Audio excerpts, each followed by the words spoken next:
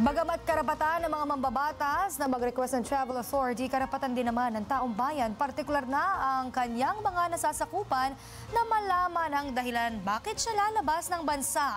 Si Earl Tobias para sa detalye, magbabalita ng live mula sa Batasang Pambansa. Earl. Princess, sabi ng palasyo, dapat magpaliwanag si Congressman Pulong Duterte kung bakit 2 buwan itong magbabakasyon sa labas ng bansa.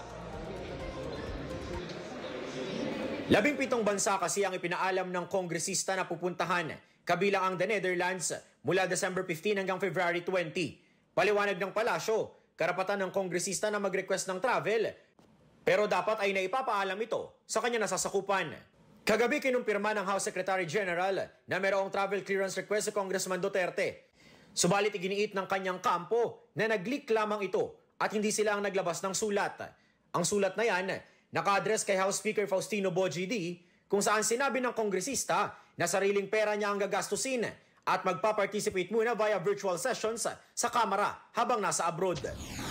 Una, malaya naman siya mag-request ng travel clearance sa House of Representatives, pero very important po na he should be able to make himself available pagka nagkaroon na po ng proceedings on syempre Davao City infrastructure projects. The same is true naman po for all district and party list congressmen na pwede ma-involve sa mga anomalous, substandard ghost projects. So hopefully within the 2 months po na wala siya, pagka nagpatawag for example yung pong Office of the Ombudsman ng further proceedings on Davao City projects, magpakita si Congressman Duterte sa Ombudsman. Well, ano ba siya? Tinatawan ng distrito, Miss Universe. Bakit trabaho ng isang congressman ay katawanin ng kanyang distrito?